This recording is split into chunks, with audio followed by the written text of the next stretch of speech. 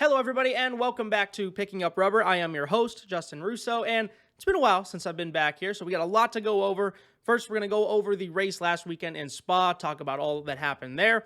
Got some driver market updates as well as we bled into the summer break, right back into the second half of the season, and we'll finally wrap up with a preview of this weekend's race at Zandvoort. Should be a fun one. So, first of all, let's look back to what happened last weekend at Spa. Max Verstappen, who is going to stop him at this point? It does not seem like you can throw anything at him in his current form to where he's going to be thrown off his game or he's going to lose a race. It's truly incredible what he's been able to put together. He has 9 wins on the season. We've gone through 14 rounds. He has 9 wins on the season. It's absolutely incredible. And again, another win at Spa. Started in 14th. Got a little lucky. He had Pierre Gasly in front of him who had to start from the pit lane, so had a little bit of an open spot there on the grid. But as he said, he just tried to stay out of everyone's way on lap 1. He knew he was starting in the back. He wasn't going to make up all those spots on lap 1. So he just went into the source, into the first corner, and said, you know what, just stay out of trouble. Things will eventually work out my way. And that's exactly how it happened for him. Got up to 8th at the end of the first lap. 6 spots gained. Had a really good start. Passed Alex Albon, I believe, and a couple other guys. And then the crash with Lewis Hamilton and Fernando Alonso happens, which we'll get into in a moment. But that brings out the safety car, bunches the field back up, and all of a sudden he's only 7-8 seconds behind the leader, Carlos Sainz at that time. And every lap, and he even said it just felt like every lap he was getting one car. He would come up from Eau Rouge, go down the Kemmel Straight, and he was passing a car. And one of the passes that particularly caught my eye was on Fernando Alonso. I mean, they showed the overhead angle at the time when he was behind Fernando and he was going down the straight. He rocketed past Fernando Alonso, and that is not a slow Alpine. I mean, that is one of the cars on the grid we know has a lot of straight line speed. Did not matter for Max Verstappen. He was right by him. It made it look way too easy.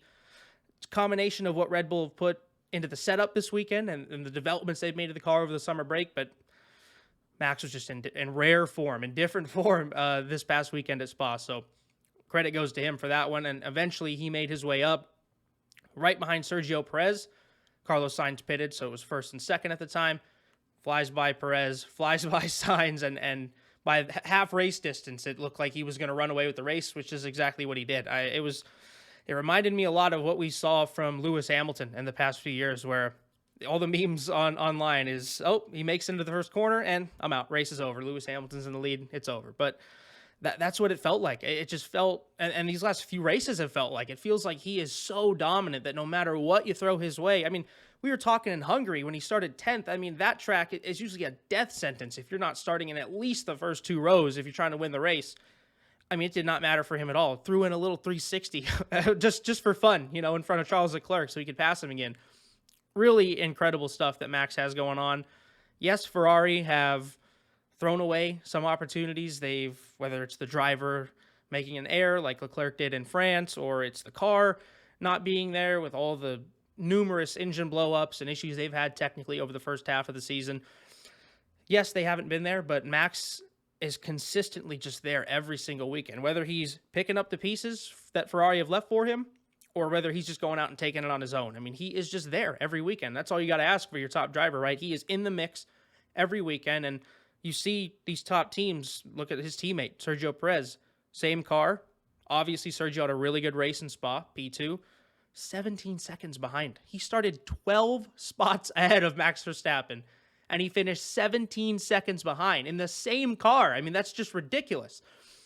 I mean, there's not much more to say at this point. I think any hope that we were probably holding out that the championship was still on and that Leclerc can somehow get Ferrari there and, maybe get there by the end of the year, I don't know if I have that hope anymore. I don't think a lot of people have that hope, maybe outside of the people back in Maranello at Scuderia Ferrari.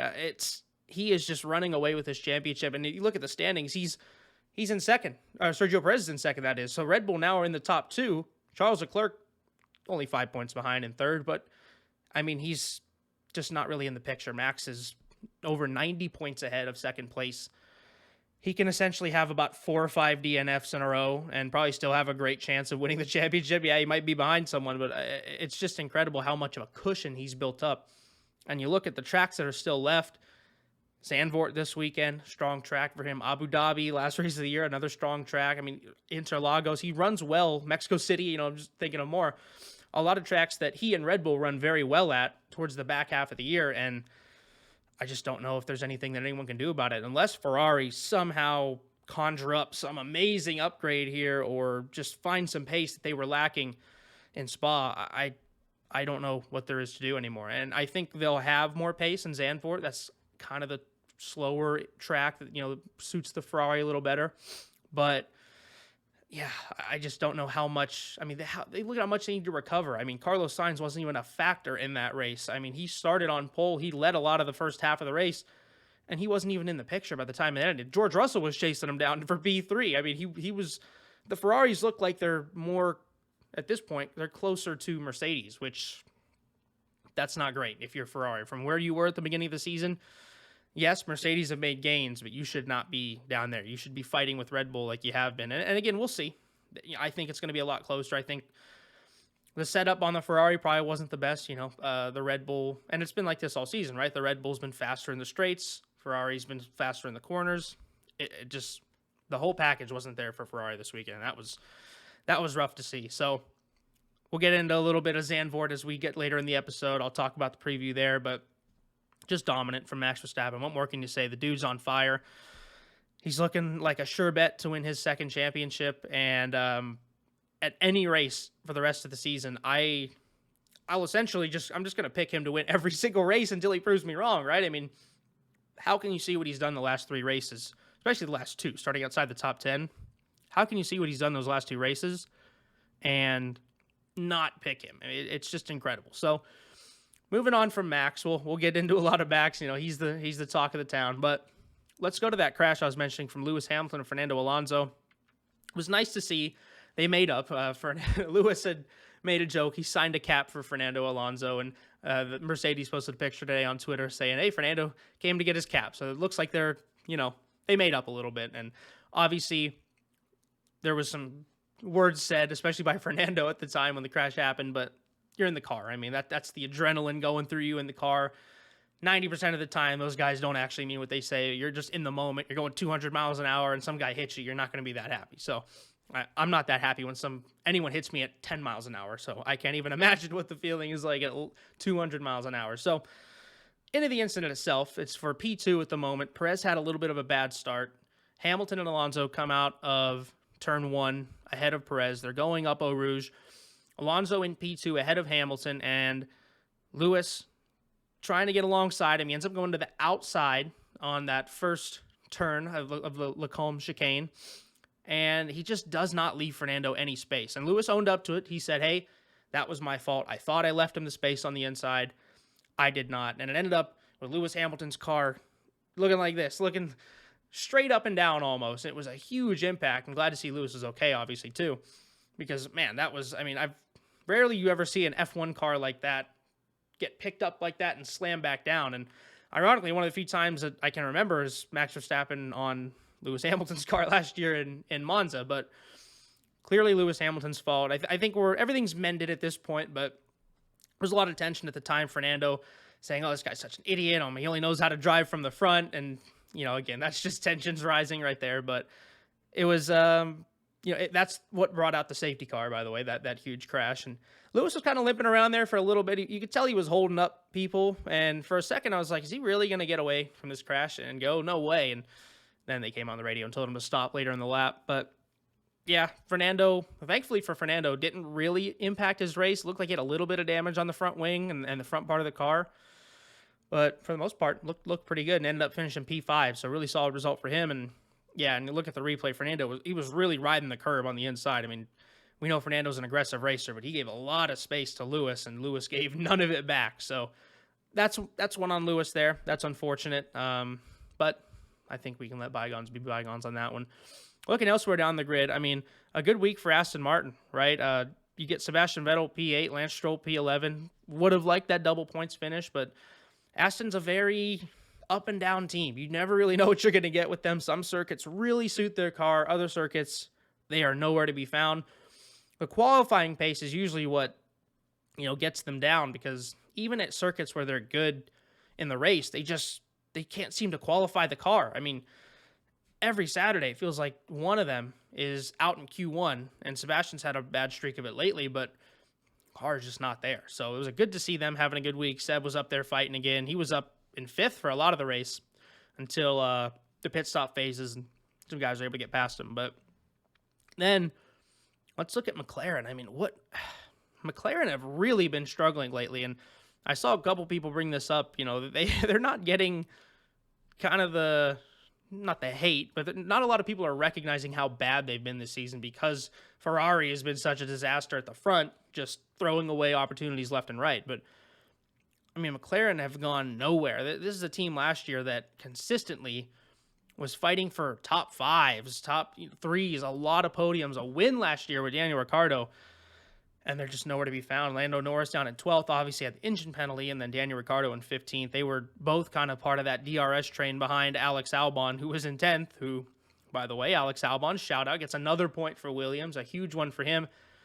That's really all you can ask for Williams, right? I mean, he's picking up points here and there. Obviously, very small points. He's only finished 10th, but in a Williams, I mean, that's all you really have to say, right? In a Williams. When we say George Russell last year qualifying P2 in a Williams, that's the whole thing, and he's done a great job. And I don't know if we see Nicholas Latifi in that seat next year. Obviously, I'll get into the driver market as well, but man, he has really cemented his spot, and it's good to see him come back after the struggles that he had at Red Bull, that cursed second seat that Gasly couldn't fill, that Albon couldn't fill. They just had so much trouble. Kvyat couldn't fill.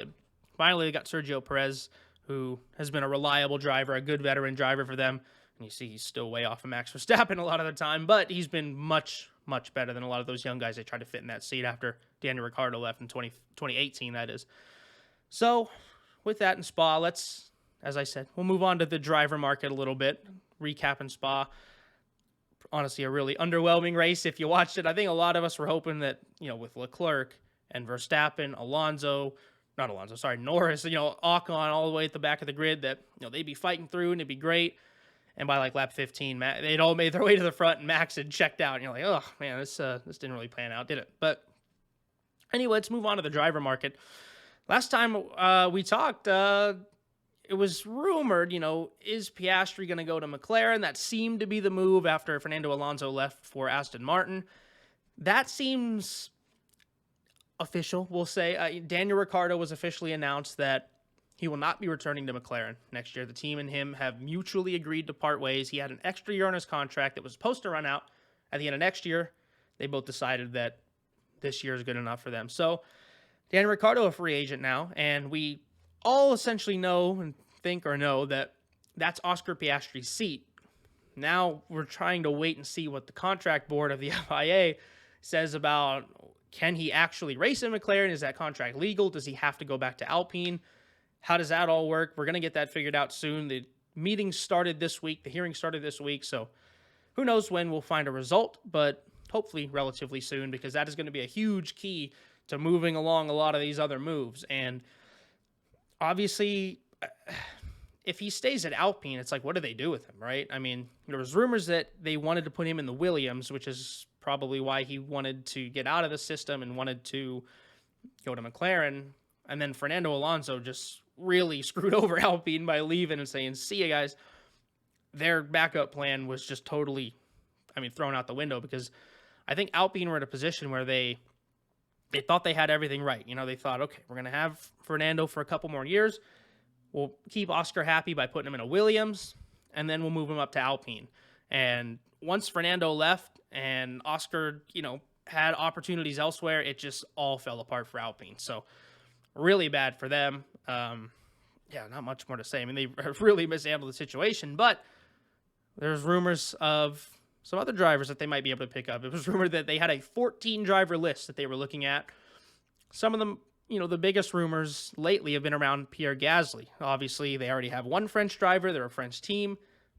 That would be the second French driver they could get in Formula One, Pierre Gasly. And I think that would be a great move, because Pierre Gasly, I think, has, rightfully so, he was sent back down to the sister team for Red Bull, AlphaTauri. He got his chance at Red Bull, did not perform, was set back down, and he's kind of been stuck down there, right? There hasn't really been a place for him because of Sergio Perez moving to Red Bull, and just the way the driver market has fallen, hasn't had a lot of opportunities elsewhere. I think this would be an amazing opportunity for Pierre Gasly, though, because again, the French connection. He's a French driver to the French team. And he goes to a manufacturer, too. Don't forget, Alpine they're not a customer team. They're a manufacturer.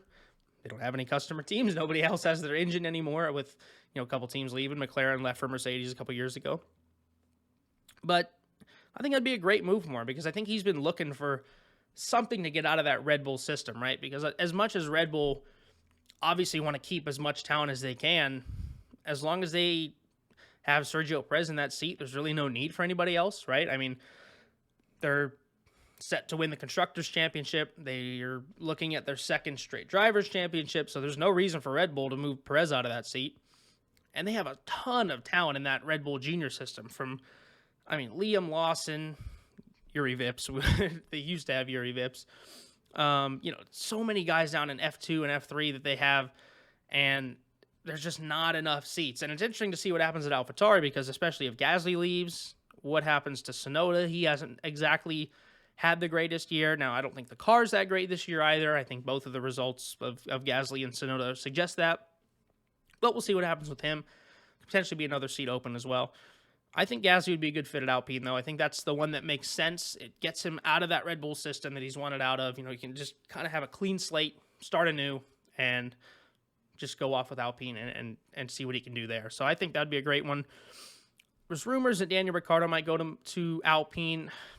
I think for him, that's obviously the best fit, right? That's the best team that has an opening. But I think you look and he already left them. They were Renault a couple years ago. He was at that team. That really didn't work out. Obviously, Cyril Abiteboul, the former team principal at Alpine, or Renault, if you want to call it, that is. He's gone now. So new people in there. Obviously, they said they would welcome Daniel Ricciardo back, but they have a list. They're going to work through it. And if Daniel doesn't go to Alpine and it ends up being Gasly, I really think that, I think Haas would be a good fit for him, and obviously as an American, I can speak a little better on it, but an American team, he is beloved here in the States, from his performance, if you will, in Drive to Survive, the way he, was on that show and carried himself on that show. A lot of people here in the States love him. They like his energy. They like his vibe. I think he would do great. The American market, I think, would just eat it up. I think they would love him. I think that, I feel like, that's kind of a good environment for him as well.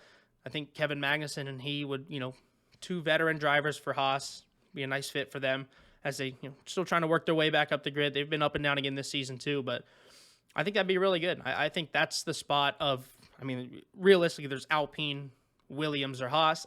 Do you really want to go to Williams? Does Williams really want him at that point? They have a lot of young drivers as well. So I think, for me, I think Daniel Ricciardo should go to Haas. So Gasly to Alpine, Ricciardo to Haas. Where does that leave that last Williams seat, right? Because, and remember, this would mean that Mick Schumacher's out of a seat too. He left the Ferrari Driver Academy. So if we have a Williams seat available, where does Mick Schumacher go? And that's the real question. Does he go to Alpine as well? Does he go to Aston Martin and kind of sit behind Alonso for a year or two? I don't think that's what they want. Does he go to AlphaTauri? Does he join the Red Bull system? A lot of moving parts here. I think that's probably the most realistic, though. If I had to make predictions, I would say Gasly to Alpine, Ricciardo to Haas. I think Schumacher goes over to AlphaTauri to partner Tsunoda or one of the other young drivers there at Red Bull. And for Williams, I think Logan Sargent gets that seat. And again, I'm an American. Logan Sargent would be the first American driver in 15 years in Formula One. I think that would be great. Logan, and to, a lot of these rumors that come out of whether it's Colton Herta or a lot of these guys in IndyCar, that's a little different, right? Because you need the FIA super license is what it's called. You need a certain amount of points in whatever series you're racing in to obtain this super license to show that you are able and capable to race in Formula One. It's a little tougher when you're in the States, just logistically, IndyCar, the way the points works a little different. Plus the cars are a lot different. The environment's a lot different, right, in Europe and between the United States and Europe. Logan Sargent's been in the junior formula categories all the way up. He's went from F4, F3. He's in F2 right now. He won a race in F2 this year. He's been doing extremely well. And I think that would be a perfect fit for Williams. Again, talk about the team that needs money at the bottom of the grid. Maybe not as much as they have before. Obviously, they would just keep Latifi. He brings in a lot of money if they needed it that much. But Logan Sargent's going to bring in a huge American audience. I think a lot of people would love him. He's a good driver, too. You'd have two young drivers in Albon and Sargent who have a lot of potential. I think we've seen what we need to see from Nicholas Latifi at this point. He has his moments. Obviously everyone wants to say he's bad. At the crash this week didn't really help out his case, but, I think that he had his moments, right? Hungary last year gets the points. He's been in and around the points a couple of times, had the P10 in qualifying this year in Silverstone. We've seen what we need to see, right? I mean, George Russell has dominated him, that is, throughout his time there. Albon has really dominated him throughout his time, qualifying and the race. Yeah, sure, he gets one here and there, but this is his third year in the Williams car. Yeah, the regulations have changed, I know, but this is third year with the team. He should be a lot more comfortable. Albon, completely new, and he's wiping the floor with them. He's getting the little points that the team does get. He's getting all of them, right? So I think there's not much more you're getting out of Latifi. I think he's really reached his ceiling. Of course, he'd probably do a little better in a better car, right? But that opportunity's not there, and he's not going to get that opportunity because he hasn't shown enough in the small team like George Russell and Alex Albon are doing to really warrant a spot in any other car. So that's kind of where I stand on the driver predictions. Again, I think Gasly's going to go to Alpine. I think Daniel Ricciardo goes to Haas. I think Logan Sargent goes to Williams. And I think Mick Schumacher goes to AlphaTauri. So that's where I think things stand right now. Let me know what you think in the comments or on social media. Obviously, a lot of this will probably be settled in the next couple of weeks, hopefully the next couple of weeks, but you don't want this going too deep into the season. But yeah, so that's the driver market, and it's interesting. Not as interesting in the past couple of years, I think, but I think the main thing is this Piastri to McLaren saga. I think the big bombs are kind of behind us in the Alonso surprise that no one saw coming. I think a lot of things are kind of telegraphed at the moment, and we'll see if they play out that way. They might play out a completely different way, but I think the way a lot of things are moving with, Gasly kind of hinting and that he wants out of Red Bull's umbrella, which you could tell once he got kicked off the main Red Bull team. Mick Schumacher leaving the Ferrari Driver Academy, obviously Haas, a customer team of Ferrari, so I think the writing's on the wall for a lot of these moves, but we'll see how they come to fruition, and we'll have to wait and see, and it should be a fun little addition to the actual F1 season. So finally, as we get into the latter part here, let's preview Zandvoort this weekend. So second year in a row, we're back at the Circuit Zandvoort, the Dutch Grand Prix. Last time that F1 was there was 1985. The track made some changes, and we were back last year. It was an absolute madhouse. I mean, it was orange everywhere, orange t-shirts, orange smoke, orange everything for Max Verstappen, obviously his home race. People were loving him there, and he got the support all weekend. It was so fun to see the crowd reactions to everything that he did. I mean, even, especially when he crossed the finish line, the smoke goes up and turn up to the max, and, all the orange shirts, everyone's going crazy. It was just great to see. The atmosphere there is so fun. The track itself is a little tough. It's like a little bit of a better Hungary, if you will. The overtaking is a little easier due to some of the natures of the corners, but a lot of that middle sector is really narrow, and it's really kind of single file. And again, there's more opportunities than there are in a place like Hungary, but a lot of the overtaking you're going to get is going to be on that main straight into turn 1 and the back straight, which I believe is after turn 10. So this year, too, there's some changes to the track, or a change that's really big. So if you don't know, Zandvoort, there are 2 turns on the track that were altered before F1 came back, and they were altered to have an 18-degree banking. So similar to what you see in NASCAR, right? Most of the F1 tracks are flat. Yeah, they'll have a little camber here and there, just the nature of the circuit. You have hills like Eau Rouge, it'll go up. These are straight. I mean, it looks like a bowl. I mean, you're going into a huge banking right there. And that's turn 3 and the final turn, which is turn 14. They both have the same exact 18-degree banking. Now, last year, obviously, there's 2 DRS zones. You can open up the DRS, the drag reduction system, when you're within 1 second behind a car in front and in the race. So you can open that up to get a speed advantage to help you overtake, because it's a little hard to overtake in Formula One. Whether that's too powerful or not, that's a conversation for a different day. But essentially, what they did last year is they started that DRS on the main straight. Now, the main straight's not that long. This is the second shortest track on the F1 calendar. The main straight's not that long, so overtaking was a little difficult, especially with last year's cars, right? They weren't able to follow through that last corner very well, and then they got the DRS, and then, they could go about their way.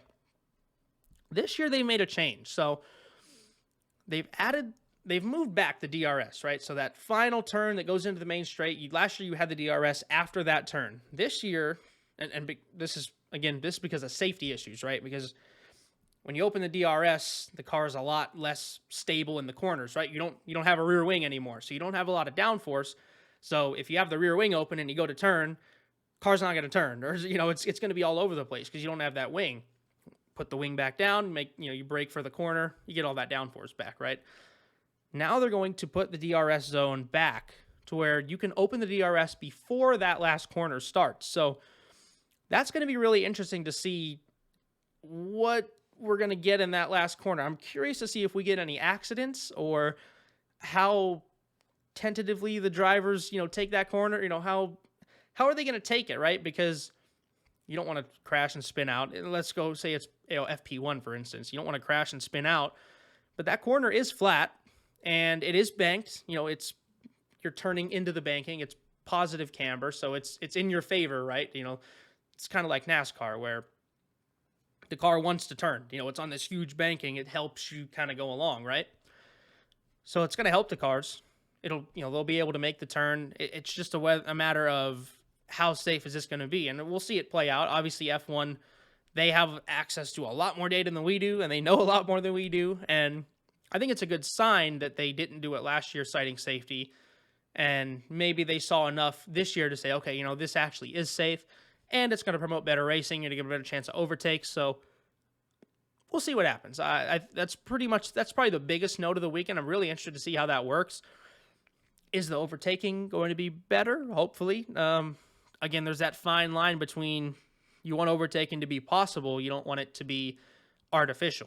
I don't want cars to breeze by each other on the straight just because one has his rear wing open and the other guy's defenseless. And it's kind of what we saw, back to Spa with Max Verstappen passing Fernando Alonso. Just blowing right by him like nothing Fernando could have even done.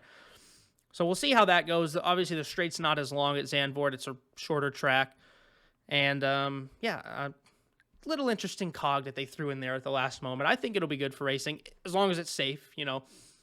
I think we start to draw that fine line between if it's possible or if it's safe. I don't want drivers going into the corner and really just having to test the limit and trying to find the exact limit. And, am I going to spin here? Am I not? And obviously you want them to be on the limit. That's what they do. They're Formula One drivers, but I don't want them to be on the limit in a case where the FIA could have done something to promote their safety, right? So hopefully everything goes all well. I think it will go all well because, hey, the FIA, they're in control. They know what they're doing. They have all the data, but we'll see how that goes. So moving on to what is going to happen on the track. Again, is it really going to shock anyone if Max wins this race again? It's his home race. Yes, as I mentioned, Ferrari, this should be a much better circuit for them. I think they alluded to some setup issues that they had as well. They should probably have the car in tune. It's a track that suits their car a lot better. But even if we get to a spot where your top three are Max, Charles, and Carlos, I just think Max is just so strong this year and lately that I just trust him to come out on top. I don't know what Ferrari can do anymore. Outside of not messing up their strategy, which they do every week. That's a great point too. I forgot about that in Spa. How about let's rewind for a second. So Charles Leclerc in Spa running a comfortable P5, right? I'm going to get his points. Going to do great. The last lap, Ferrari call him in. They say, hey, let's put on a new set of tires and let's go for the fastest lap. Okay, cool. That's not uncommon. A lot of people do that. We saw that a lot last year when the championship was as close as it was. Max and Lewis would often come in if they were second place and they had the pit stop behind them. They would come in, get the tires, get that extra point, right? And it did matter at the end. The end of the race or end of the season last year was tied coming into the last race. So this year, Charles Leclerc running P5 makes his pit stop, and they have that view kind of coming, looking at turn one, and you see both the drivers coming, right? You see, here's Alonso on the track, here's Charles on the pit lane, and you're like, is he going to make it out in front of Fernando Alonso? And no, he was not. He did not make it out in front of Fernando Alonso. And I think it ended up being the second to last lap because he ended up having one more lap to catch him. But you're going for the fastest lap. So now he has to battle Fernando Alonso, and he finally does get past him, which is totally unnecessary. You don't want to have anyone near you when you're trying to go for the fastest lap. But now he has to be concerned with passing Fernando Alonso. So he gets that done. Race finishes. He doesn't even get the fastest lap of the race because Max has just been on a different planet from everyone else. And then it comes across that he was 1 mile per hour over on the pit lane speed trap. And he was issued a 5-second time penalty for going over the pit lane speed limit. And because he was released so close to Fernando Alonso, Alonso was within 5 seconds of him at the end of the race, which means that he was dropped behind Fernando and he finished down in P6. How incredibly stupid was that by Ferrari? I mean, it had been a bad race for Charles. I didn't really get too much into it because Max was just so dominant anyway. He had Lance Stroll ripped a tear off of his visor, and it goes into Charles Leclerc's brake duct. So when that safety car comes out, he has to come into pit. He was right behind Max Verstappen. He has to come into pit. They take the brake duct off, or they take the tear off out of the brake duct. They put the new tires on. It was just a bad race from him from the start. So he already had that bad luck. And he goes 1 mile per hour over the speed limit, drops the position. I mean, it's just like every weekend for Ferrari, I guess, right? I mean, what more do you expect from Ferrari at this point? It's when things can go bad, they will. And that really is this. That sums up the season quite nicely, and that explains why. Let me check the Constructors' Championships. Ferrari are, 128 points behind in the Constructors' Championship. So, or 118 points. Sorry, let me give them a little credit. 118 points behind in the Constructors' Championship right now. It's just embarrassing, and they're only 41 points ahead of Mercedes. How does that happen?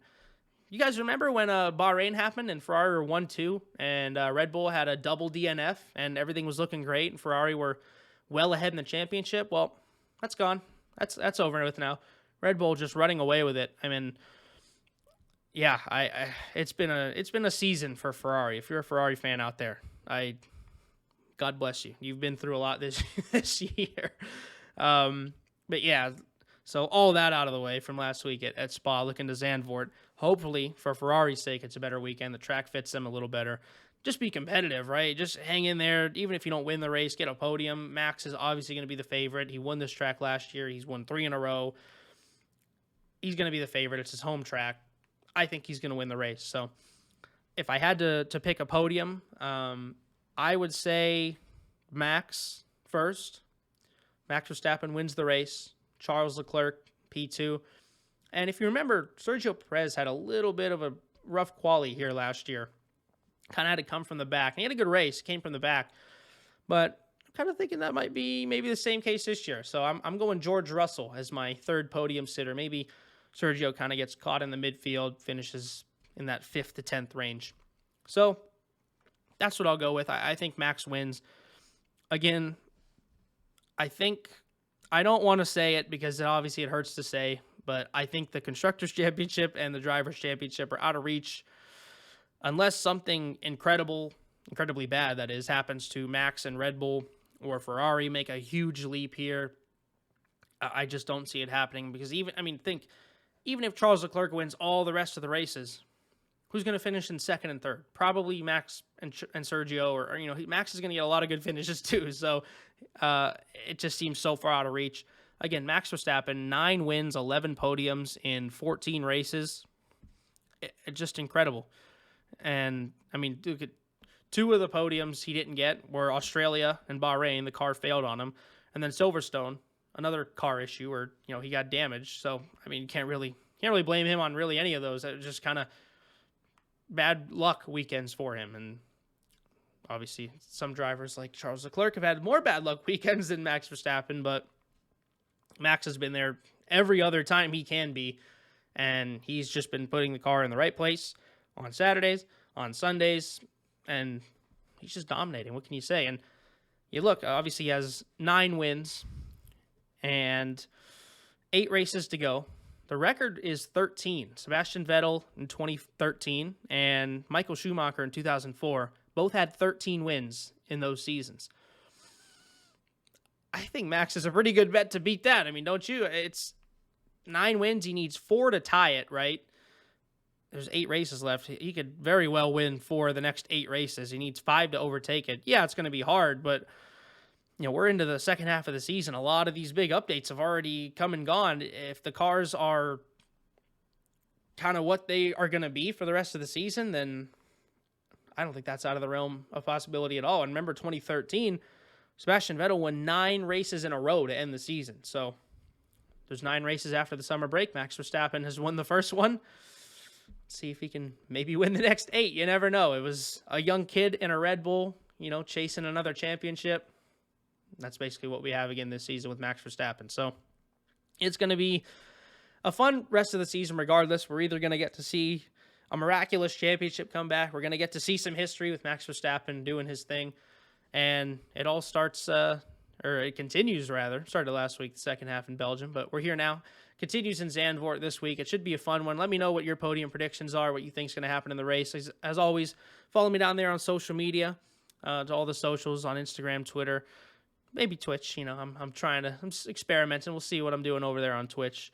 And again, follow me on Twitter because, I've recently started writing for Last Word on Sports, their motorsports section, doing a lot of F1, NASCAR stuff over there. I'm always posting the articles, so if you want some more written content, you can go over there and check that out. Did a preview, actually, for Zandvoort this weekend as well, in written form, as well as this podcast, so if you want to go check that out, you're more than welcome to over there on my Twitter or Instagram. And we'll see you for the post-race review of Zandvoort. Hopefully it's a good one. Hopefully it's not a snooze fest like Belgium was. That was not really fun for anyone unless you're a Max Verstappen or Red Bull fan. But hopefully we get a good race, and I'll see you back there after this weekend. Take care.